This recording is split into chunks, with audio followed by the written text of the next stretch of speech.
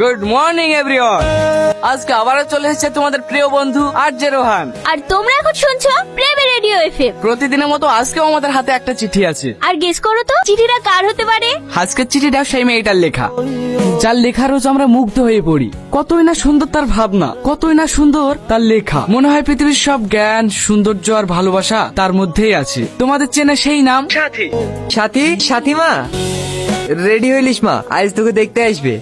ঘটক বললো পাশের গ্রামে বাড়ি, ছেলে নাকি ব্যাংকে চাকরি করে। আমি মাইকে ডাকতে পারিছি, ও এসে তোকে সাজিয়ে দেবে।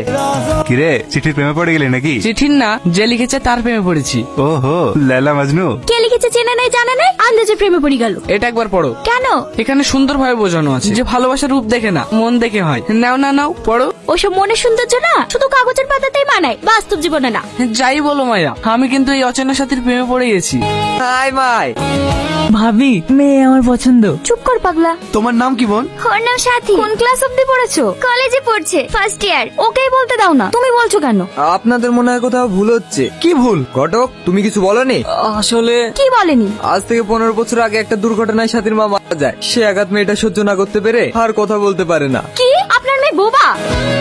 হ্যাঁ মা, সাথে কথা বলতে পারে না। এই বিয়ে হবে না। কেন ভাবি? মেয়ে তো সুন্দর। চুপ কর। এরা তোকে ঠকিয়ে বোবা মেয়েটাকে তোর গলায় ঝুলাতে চাইছিল, তুই বুঝতে পারছিস না? একদম মাঝে মাঝে কথা বলবে না, এখানে একটু ভুল বুঝাবুঝি হয়েছে। কেউ কাউকে ঠকায়নি। না ঠকলে আপনার বোবা মেয়ের বিয়েও হবে না। আর আপনি এখানে সাধু সাজতে এসেছেন? আপনাদের মতন লোককে ভালোভাবে চেনা আছে। সাথী সাথী সাথীমা, তোরা এই বাড়ি অতিথি না হলে এতক্ষণ তোদেরকে নদীর জলে ভাসিয়ে দিতাম। বেরিয়ে যা আমার বাড়ি থেকে। চলো চলো।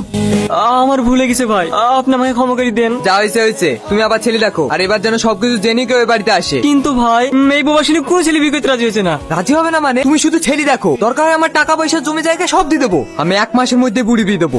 রোহন, কিছু বলবে? আজ অফিসের পর ফ্রি আছো? না, দামি আছি। মজা করো না তো। হ্যাঁ, ফ্রি আছি। চলো না আজ বিকেলে একটু ঘুরতে যাই। না না, আজকে যেতে পারবো না। তুমি অন্য কাউকে বলো। অন্য কারোর সাথে না, তুমি যাবে কিনা বলো। আমি যাব না।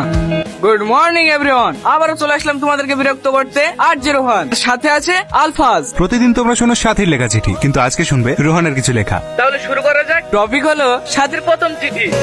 তোর জন্য লিখেছে এটা? সেই প্রথম চিঠিটা যখন খুললাম, ভিতর থেকে যেন কাগজ নয়, একরাশ বাতাস বেরিয়ে এলো। অক্ষরগুলো কাঁপছিল, কিন্তু সেগুলোতে ছিল এক অদ্ভুত উষ্ণতা, যেন প্রতিটি শব্দে তার হাতে ছোঁয়া লেগে আছে। আমি পড়তে পড়তে হারিয়ে গেলাম। সেই দিন বুঝেছিলাম, প্রেম কখনো দেখা থেকে শুরু হয় না, কখনো এক টুকরো লেখা থেকে মন বুঝে ফেলে। এই তো সে যাকে খুঁজেছি সারা জীবন, এই তো সে যাকে আমি আমার করে চাই। আরজে রোহন থেকে পছন্দ করে ভাই। মিস সাথী, আশা করি আমার কথাগুলো আপনি শুনছেন। আমরা আপনাকে সেরা লেখিকা হিসাবে পুরস্কৃত করতে চাই। আপনাকে আমাদের স্টুডিওতে আসতে হবে। চাচা, আমরা বেরোলাম। সাবধানে যাস মা। আমরা এসেছি আজ সেই মেয়েকে দেখতে যার চিঠি আমরা রোজ রেডিওতে শুনি। হ্যাঁ, সে সাথী আসতে চলেছে আজ।